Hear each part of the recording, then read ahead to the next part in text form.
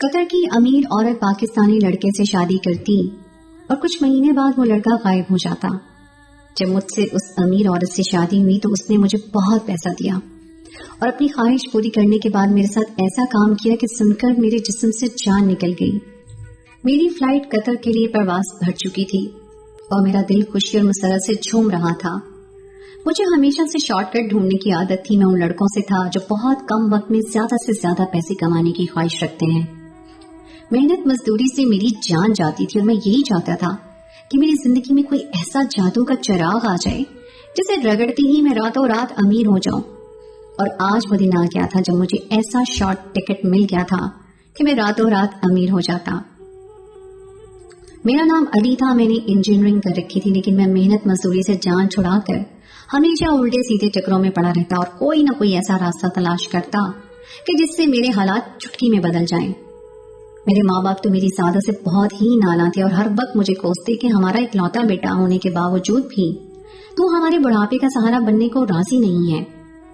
مگر میں ہمیشہ لاڈ سے اپنی ماں کے کاندھوں پر جھول جاتا اور کہتا، اماں دیکھنا ایک دن میں ہی آپ کے حالات ایسے بدلوں گا کہ آپ حیران رہ جائیں گی۔ میری بات سن کر میری ماں ناراضگی سے کہتی، دیکھ علی، غلط طریقوں سے پیسہ کمانے کے بجائے تو محنت کر اور حلال کما۔ میں نے آج تک تجھے کبھی حرام کا ایک نوالا بھی نہیں کھلایا ہے، اس لیے میں چاہتی ہوں کہ تو بھی اپنے باپ کی طرح محنت کے راستے پر چل۔ اماں کی بات پر میں تنزیہ سا مسکرا دیتا۔ میری نظر میں تو ابا کے اس محنت کے راستے پر چلنے کی بدولت ہی آج ہمارے حالات اتنے خراب تھے کہ ہم بہت ہی مشکل سے اپنی ضروریات پوری کر رہے تھے۔ خواہشات کے بارے میں تو ہم سوچ بھی نہیں سکتے تھے۔ ابا میری نوکری کے لیے جگہ جگہ بات کر رہے تھے اور آج شام کو بھی جب ابا دفتر سے لوٹے تو کہنے لگے، علی میرے دوست کی کمپنی میں ایک جگہ خالی ہے، اس نے وہاں انٹرویو کے لیے تجھے بلایا ہے۔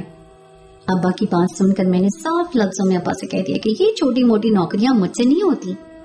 میری بات سن کر ابا غصے میں بولے کہ ایسی چھوٹی موٹی نوکری نہیں کرنی تو پھر کیا تجھے وزیر اعظم کی کرسی چاہیے؟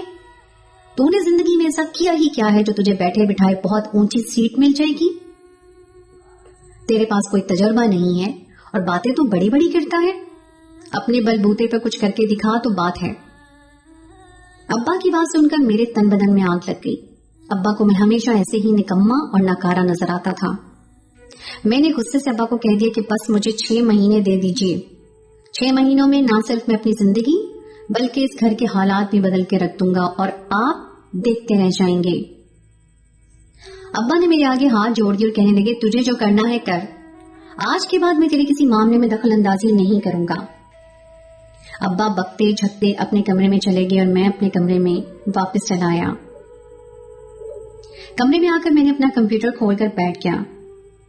ایسے میں فیس بک کھول کر بیٹھا تو نوٹیفیکیشن میں ایک قطری لڑکی نورا کی فرینڈ ریکویسٹ آئی ہوئی تھی۔ میرا رجحان گو کہ لڑکیوں کی طرف کم تھا، لیکن اس لڑکی کی تصویر اتنی خوبصورت تھی کہ میں نے فوراً اس کی ریکویسٹ ایکسپٹ کر لی اور فوراً بعد ہی اس کے میسج آنا شروع ہو گئے۔ وہ مجھ سے مخاطب تھی اور انگریزی میں میری تصویروں کی خوب تعریف کر رہی تھی۔ میں حیران تھا کہ ایک قطری لڑکی کو مجھ میں اتنی دلچسپی کیسے ہو گئی ہے۔ اس سے بات کرتے کرتے 2 گھنٹے گزر گئے، مجھے پتہ ہی نہیں چلا۔ وہ بہت ہی نرم مزاج اور خوش اخلاق تھی۔ اسے پاکستانی لڑکے بہت پسند تھے، اسی لیے وہ قطری لڑکوں کی جگہ پاکستانی لڑکوں کو فالو کرتی تھی۔ بات چیت کا سلسلہ ایسے ہی آگے بڑھتا گیا تو مجھے پتا چلا کہ وہ بہت ہی امیر قطری عورت ہے۔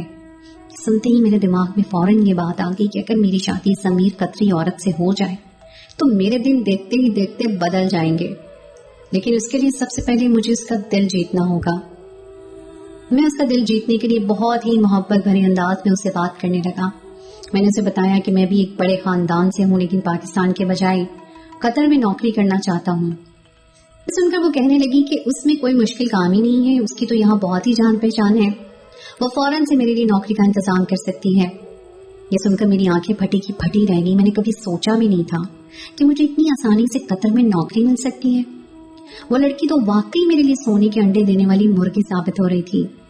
میں پچھلے نہ جانے کتنے سالوں سے فیس بک استعمال کر رہا تھا، لیکن میں نے کبھی سوچا بھی نہیں تھا کہ اس دنیا میں ایسا بھی کچھ ہو سکتا ہے۔ اس نے مجھ سے میرے سارے ڈاکیومنٹس وغیرہ مانگے اور 1 ہفتے بعد ہی مجھے بتایا کہ تمہاری نوکری پکی ہو گئی ہے قطر کی ایک بہت بڑی کنسٹرکشن کمپنی میں، اور اسے کچھ لوگوں کی ضرورت ہے۔ میں تمہیں ٹکٹ کروا دیتی ہوں، تم یہاں آ جاؤ، اس کے بعد سب کچھ ٹھیک ہو جائے گا۔ उसके अंदाज बता रहे थे कि वो मुझ पर पूरी तरह अपना दिल हार बैठी है। सिर्फ 1 महीने में ही उसने न सिर्फ मेरी नौकरी करवा दी थी बल्कि टिकट का इंतजाम भी कर दिया था। जब मैंने अपने माँ बाप को बताया कि मुझे कतर में अच्छी जगह नौकरी मिल गई है तो मेरी माँ ने तो रोना पीटना डाल दिया। कहने लगी कि तू मेरा इकलौता बेटा है अली, मैं तुझे कैसे 7 समंदर पार भेज सकती हूँ। और अब्बा का तो रवैया ही अजीब था। वो सर से पांव तक मुझे घूरते हुए देखकर कहने लगे, तुझसे यहाँ तो मेहनत होती नहीं है, तू 7 समंदर पार जाकर अकेले कैसे गुजारा करेगा। हिलकर पानी पीने की आदत तक तो तेरी माँ ने तुझे डाली नहीं है। मैंने सर झुकाकर अब्बा से कहा कि आप मुझे खुद को साबित करने का एक मौका तो दीजिए, देखिएगा सब कुछ अच्छा हो जाएगा। बिलाखिर मेरे माँ बाप राजी हो गए थे और मैं उनकी दुआओं के साए में रुखसत होकर कतर एयरलाइन में बैठ चुका था। 1 महीने के अंदर ही नौरा की वजह से मेरी दुनिया ऐसी बदली थी कि मैं खुद भी अभी तक यकीन नहीं कर पाया था। मैं बंद आंखों से किए जहाज की सीट पर टेक लगाए बैठा था और मुस्तकबिल के खूबसूरत सपने देख रहा था। एयरपोर्ट पर मुझे लेने के लिए एक बावर्ती मुलाजिम खड़ा हुआ था और उसके हाथ में मेरे नाम का बोर्ड था। जब मैं उसके करीब गया तो उसने इशारे से मुझे समझाया कि उसे नौरा ने मेरे लिए भेजा है। मैं तो इतनी आलीशान गाड़ी में देखकर उसे हैरान रह गया। वो मेरी उम्मीदों से कहीं ज्यादा अमीर लड़की थी, जिसे मुझ जैसे आम से पाकिस्तानी लड़के में पता नहीं ऐसा क्या नजर आ गया था जो उसने न सिर्फ मुझे यहाँ नौकरी भी दिलवा दी थी बल्कि मेरा टिकट का खर्चा भी उठाया था। ड्राइवर मुझे लेकर सीधा नौरा के बंगले पर पहुंचा जहां वो मेरे इंतजार में बैठी थी। वो मुझसे मिलकर खुशी का इजहार कर रही थी। हम दोनों के दरमियान अंग्रेजी जबान का इस्तेमाल हो रहा था। ना ही उसके लहजे में गुरूर था और ना ही पैसे की अकड़। वो तो ऐसे बिछी जा रही थी कि लगता था जैसे वो पहले से ही मेरी मोहब्बत में गिरफ्तार है। उसने मुझे पेशकश की थी कि मैं उसके साथ उसके बंगले में रह सकता हूँ और ये सुनकर मैं हैरान रह गया था कि वो मुझ जैसे अजनबी शख्स को अपने घर रखने पर भी राजी थी। अंधा क्या चाहे 2 आंखें। मैं भी बिना सोचे समझे उसके बंगले पर ही रुक गया। उसने मुझे आराम का कहा और एक बड़े से कमरे में नौकर के साथ भिजवा दिया। मैं बहुत ज्यादा थक चुका था। फ्लाइट की थकन और नए मुल्क में आने की हैबत मुझ पर तारी थी। मैंने नौरा से फोन लेकर अपने माँ बाप को अपनी खैरियत से पहुंचने की इत्तला कर दी थी। मेरे माँ बाप मेरी आवाज सुनकर खुश हो गए थे। अगले रोज नौरा ने मुझे अपने ड्राइवर के साथ उस जगह पहुंचा दिया जहां मुझे काम करना था। वो एक बहुत बड़ा सा प्लाजा था जो अभी ज़ेरे तामीर था और मुझे वहां सुपरवाइजर का काम मिला था। मैं इंजीनियर था और उसी हवाले से मुझे वहां पर काम करने की लोगों पर नजर रखनी थी। मेरी तनख्वाह भी बहुत अच्छी खासी थी और काम भी इतना मुश्किल नहीं था, इसलिए उस नौकरी पर भी खुश था और नौरा जैसी लॉटरी भी मेरे हाथ लग गई थी। नौरा ने मुझे बताया था कि अपने बाप के मरने के बाद वो अपने बाप के बड़े से कारोबार को संभालती है और उसके पास पैसे की कोई कमी नहीं है। वो मुझ पर भी बेदरेक पैसा खर्च किया करती थी। कभी मुझे शॉपिंग पर ले जाती, कभी खाने खिलाने के लिए।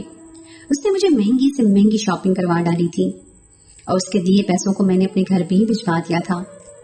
दिन बहुत तेजी से गुजर रहे थे और जब मुझे यहाँ 1 महीना गुजर गया तो मैंने सोचा अब नौरा को शादी के लिए प्रपोज कर देता हूँ।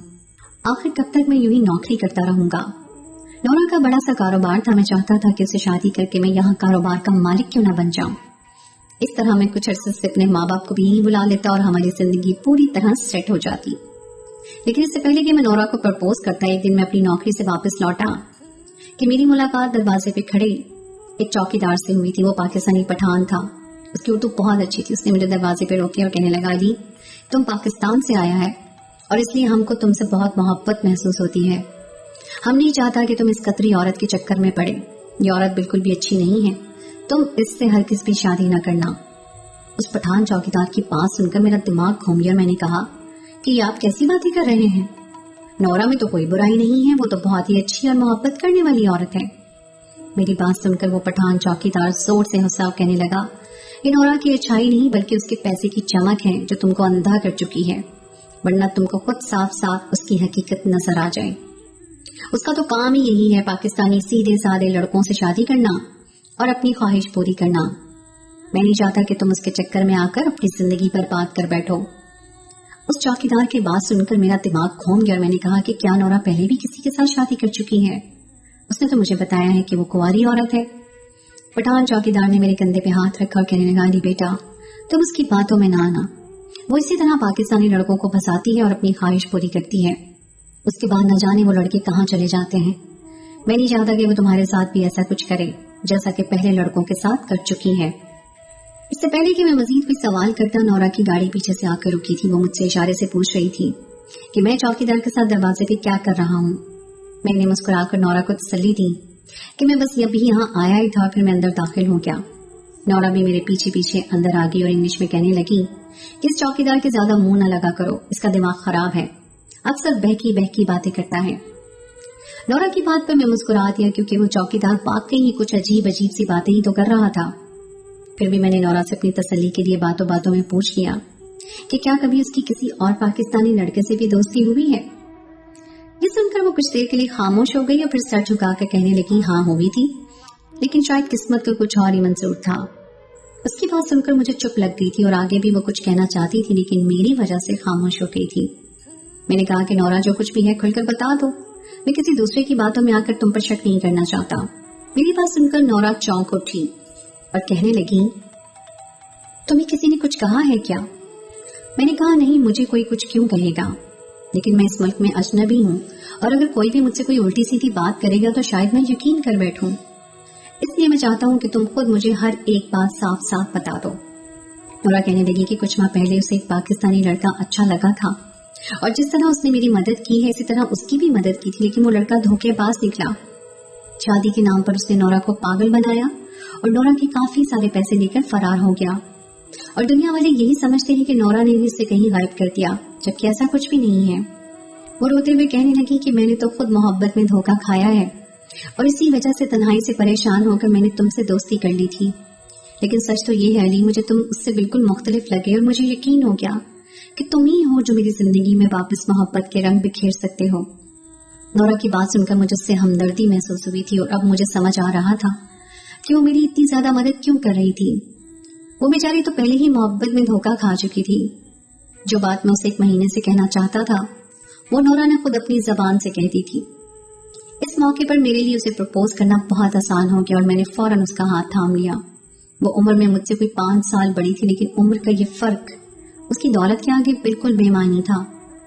नौरा मुझे पसंद थी, लेकिन उसे शादी का असल मकसद सिर्फ और सिर्फ उसकी दौलत का हुसूल था। मैं चाहता था कि मैं और मेरे वालिदैन हम सब एक साथ कतर में सेट हो जाएं और उसके लिए नौरा ही वो सीढ़ी थी जिसे मुझे कदम रखना था। मेरे प्रपोज करते ही नौरा के चेहरे पर खुशी के रंग नजर आने लगे।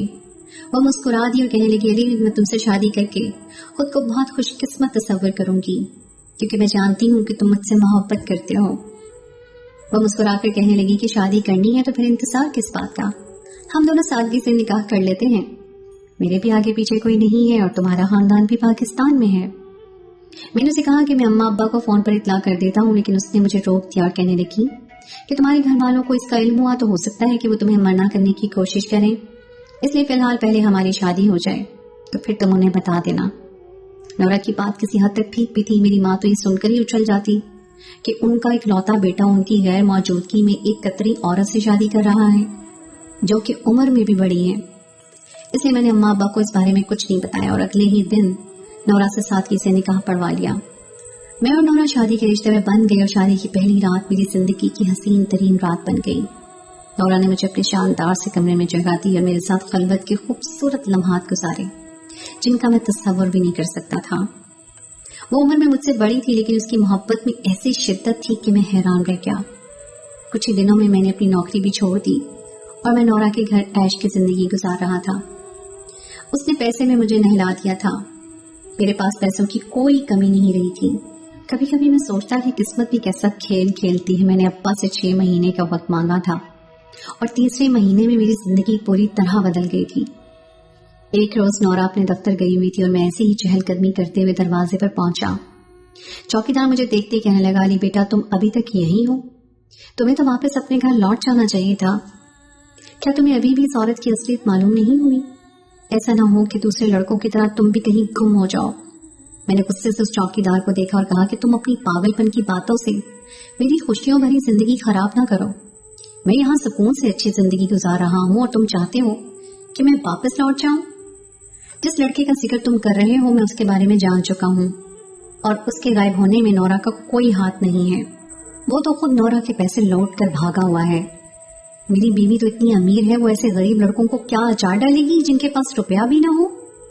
मेरे मुंह से बीवी का लफ्ज सुनकर वो चौंक गया और कहने लगा, ये तुमने क्या किया? तुमने भी नूरा बीबी से शादी कर ली है। अब वो दिन दूर नहीं जब वो तुम्हें ऐसा गायब करेगी कि किसी को खबर भी नहीं लगेगी। मैं उस चौकीदार की बातों में आकर अपनी अच्छी खासी जिंदगी खराब नहीं करना चाहता था। वैसे भी नोरा मुझे बता चुकी थी कि वो एक नफ्सियाती आदमी है और नोरा खुद उसे जान छुड़वाना चाहती है, लेकिन उसे कोई दूसरा चौकीदार नहीं मिल रहा था, इसलिए वो इसे बर्दाश्त कर रही थी। मैं वापस अंदर लौट आया था। मेरे पास सारा दिन सिवाय अय्याशी करने के और कोई काम नहीं था। रात के वक्त नोरा जब लौट कर घर आती तो वो मेरे साथ बहुत ही खूबसूरत वक्त गुजारती थी। उसने अपनी हर ख्वाहिश मुझसे पूरी कर ली थी। और फिर जब हमारी शादी को 2 महीने गुजर गए और मैंने उसे कहा कि मैं अपने माँ बाप को इस शादी के बारे में बताना चाहता हूँ, तो वो कहने लगी कुछ दिन और ठहर जाओ, मैं उन्हें खुद भी तुम्हारे बारे में पता चल जाएगा। और नोरा की बात सुनकर मैं खामोश हो गया। लेकिन उस रात मेरे साथ कुछ बहुत ही अजीब हुआ। नोरा ने शाम से मुझे कुछ खाने को नहीं दिया। फिर रात के वक्त एक कैप्सूल लेकर कमरे में कहने लगी तुम ये कैप्सूल खा लो और इसे खाने से तुम्हारे अंदर ताकत आ जाएगी और तुम मेरी ख्वाहिशों को अच्छी तरह पूरा कर सकोगे। मैं जवान था और मुझ में कोई कमजोरी नहीं थी, लेकिन नोरा के कहने पर मैंने उस कैप्सूल को निगल लिया। उसने मुझे सख्ती से ताकीद की कि इसके ऊपर कुछ भी खाना पीना नहीं है। मैंने नोरा से कहा कि मैं पिछले 8 घंटे से भूखा हूँ और मजीद मुझे कितना भूखा रखना होगा। कहने लगी कि मेरी खातिर क्या तुम इतना भी नहीं कर सकते। उसने मुझे बहुत सारे नोट निकाल कर मेरे हाथ में थमा दिए और कहने लगी कि इतने सारे पैसे हैं, तुम अपने घर भेजोगे तो तुम्हारे घर वाले बहुत खुश हो जाएंगे। इतना सारा पैसा देखकर मेरी आंखें चमक उठी और नोरा कहने लगी तुम्हारी आज रात की फ्लाइट है, मैं तुम्हें अपने जरूरी काम से दूसरे शहर भेज रही हूँ, तो मेरा काम करके सुबह तक लौट आओ और आकर मेरी ख्वाहिश पूरी कर देना। नोरा ने मेरे हाथ में एक पासपोर्ट और कुछ सामान पकड़ा दिया।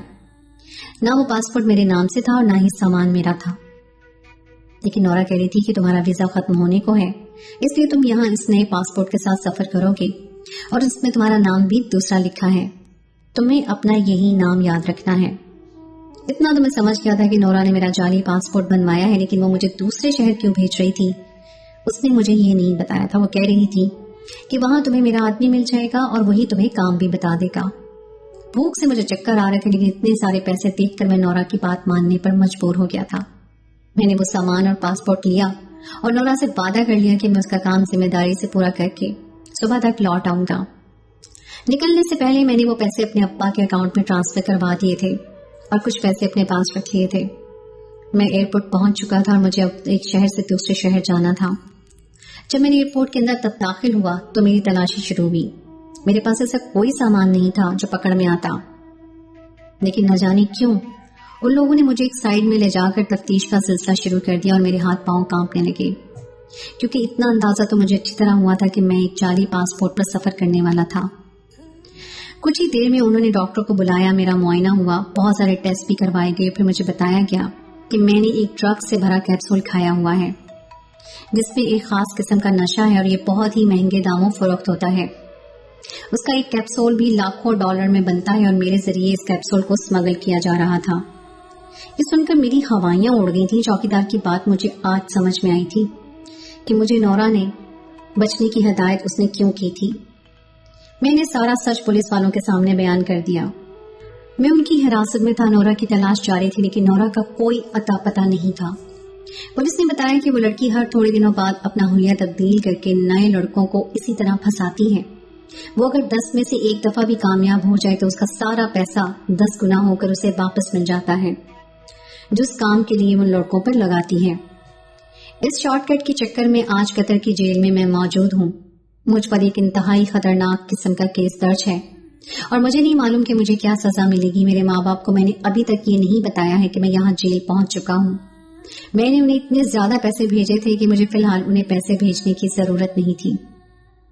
मुझे सरकारी तौर पर एक वकील मिला है जिसने मुझे कहा है कि हो सकता है कि मुझे छोड़ दिया जाए, क्योंकि मैंने जो कुछ भी किया है वो नादानी और बेखबरी में किया है। मेरी आप सबसे गुजारिश है कि इस तरह के धोखेबाज लोगों से होशियार रहें, जो हम जैसे मासूम पाकिस्तानियों को दौलत का लालच देकर उनका फायदा उठाते हैं। मैं मानता हूं कि मैंने नोरा से लालच में आकर शादी की थी, लेकिन मैंने उसके साथ कुछ गलत नहीं किया था, मगर उसने तो मेरी जिंदगी ही खत्म कर दी थी।